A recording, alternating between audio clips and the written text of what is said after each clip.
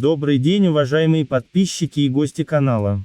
Друзья, хочу вас ознакомить вот с этой статьей, анализ этапов Гран-при на олимпийский сезон. Пишите в комментариях ваше мнение, согласны ли вы с таким раскладом или нет. Буквально на днях прошла жеребьевка Гран-при сезона 2021-2022, по итогам которой стало известно, кто поедет на соревнования в переливающийся огнями Лас-Вегас, а кто будет выступать в тени пальм на льду тропического Сочи. Первый этап – Лас-Вегас, США, 22-24 октября. Сыграть в рулетку и сорвать джекпот на игровых автоматах фигурно-катательного казино «Ледовая арена» Лас-Вегаса. В конце октября постараются Александра Трусова и дебютантки взрослого сезона, Дарья Усачева и Ксения Синицына. Помешать россиянкам занять весь пьедестал на американском этапе отчаянно попытаются японки Каори Сакамото и Сатока Миохара, а также хозяйка соревнований Брэди Тейнил, кореянка Ян Кью, и другие менее именитые фигуристки. Рыжеволосая русская ракета, королева квадов Саша Трусова, без сомнений, главная претендентка на золото Skate America 2021. Такое предположение основывается не только на прошлых заслугах Александры, но еще и на том, что она всегда здорово выступает в начале сезона. Ну и конечно, главное оружие Александры на любом турнире, которое, к счастью, все еще при ней, это четверные прыжки, при идеальном исполнении которых, соперницам остается лишь растерянно наблюдать, как россиянка уходит в очередной мощнейший отрыв, по итоговой оценке за обе программы. Дарья Усачева и Ксения Синицына тоже постараются побороться за самые высокие призовые места, но судьи могут им попридержать оценки, так как дебютантов на первых стартах взрослого сезона традиционно не особо жалуют высокими баллами. Второй этап Ванкувер, Канада, 29-31 октября. Через несколько дней после Skate America, в канадском Ванкувере пройдет второй этап Гран-при, на котором у фигуристок, по всем признакам, случится настоящая мясорубка. Елизавета Туктамышева и Алена Косторная встретятся с главной претенденткой на звание лучшей фигуристки сезона, чемпионкой мира среди юниоров Камилой Валиевой. Добавьте к этой троице россиянок действующую чемпионку Японии Рику Кихиру, чемпионку США Карен Чен и бывшую юниорку вундеркинда американку Алису Лю. Но несмотря на громкие имена участниц, Камила Валиева является главной претенденткой на победу в Ванкувере. Уж слишком сбалансирован у россиянки технический контент, наполненный элементами ультра-си в обеих программах, плюс невероятная хореографическая подача и уникальная пластика, это делает Валиеву самой опасной соперницей на любом турнире предстоящего сезона.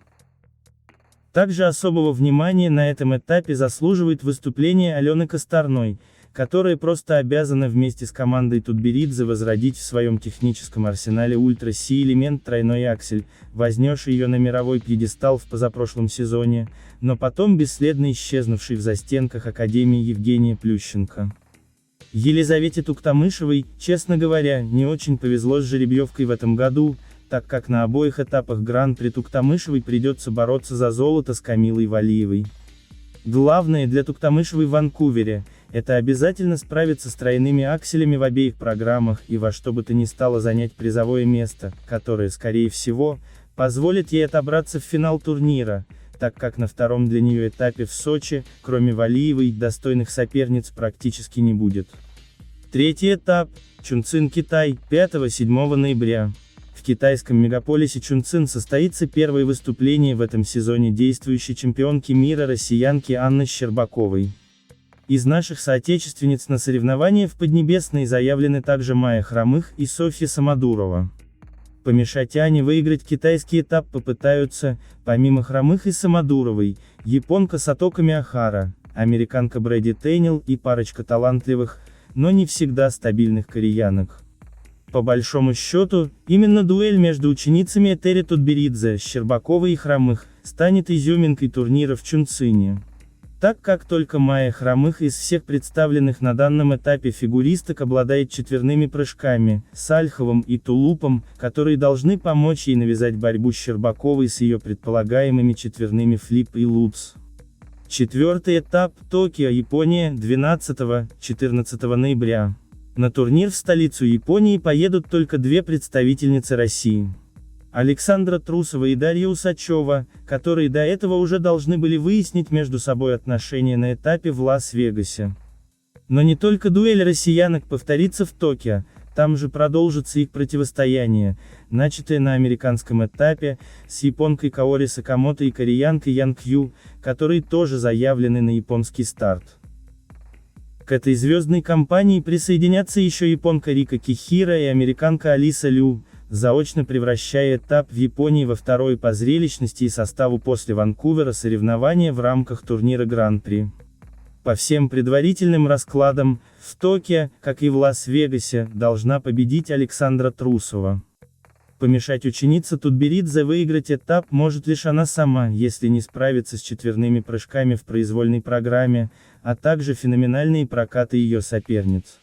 Помимо суперкомпонентной Усачевой, те же Рика Кихира, Алиса Лю и Ян Кью имеют в своем арсенале элементы ультра-Си. Пятый этап, Гренобль, Франция, 19-21 ноября. Во французском Гренобле у россиянок Анны Щербаковой, Алены Косторной и Ксении Синицыной будут не самые именитые соперницы, поэтому очень надеемся, что на этом этапе весь пьедестал займут наши спортсменки. Помешать российскому триумфу во Франции теоретически могут американки Мэрайа Белл и Карен Чен, а также японка Вакаба Хигучи, согласитесь, не самые грозные имена в фигурном катании. Поэтому, скорее всего, основная борьба развернется за третье место, на которое, очень хочется надеяться, будет претендовать Ксения Синицына. Навязать борьбу действующей чемпионке мира Ане Щербаковой способна Алена Косторная. И предвкушая очередное очное противостояние между двумя ученицами Этери Тутберидзе, как в старые добрые времена конкуренции ТЩК, Трусовой, Щербаковой и Косторной, можно смело рассчитывать на то, что оно станет главным украшением французского этапа Гран-при. Шестой этап, Кубок Ростелекома, Сочи, Россия, 26-28 ноября. На лед Олимпийского Сочи от нашей страны выйдут Елизавета Туктамышева и Камила Валиева. Навязать борьбу россиянкам попытается фигуристка из Казахстана Элизабет Турсынбаева, а также американка Мэрайа Белл. Состав участниц на этапе в Сочи не самый представительный, поэтому золото Валиевой и серебро Туктамышевой на данном старте более чем реально. Главное в этой ситуации ни Камиле, ни Елизавете ни в коем случае не дрогнуть, так как призовые места в Сочи должны обеспечить им участие в финале Гран-при в Осаке. Кто из фигуристок попадет в финал Гран-при, который состоится в японской Осаке в начале декабря, мы узнаем сразу после сочинского этапа. В настоящий момент имеется хоть и предварительный, но очень воодушевляющий для нас расклад перед итоговым турниром.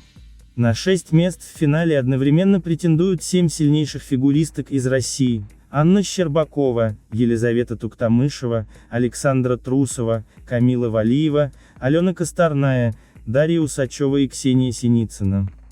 Теоретически даже Майя Хромых и Софья Самодурова могут побороться за путевку в финал, несмотря на то, что они заявлены лишь на один этап Гран-при. Этот шанс нашим фигуристкам может предоставить Федерация фигурного катания России, если она осчастливит Хромых или Самодурову квотой на участие в сочинском турнире, пока данная квота свободна. Конечно, есть еще амбициозные японки, воздушные кореянки и настырные американки, которые обязательно попытаются навязать россиянкам борьбу, и отчаянно станут сражаться за путевки в финал, но в этом году, как никогда раньше, вполне возможен такой вариант развития событий, что в Осаке, в финале Гран-при 2021, выступят только наши фигуристки, вот это будет настоящая феерия.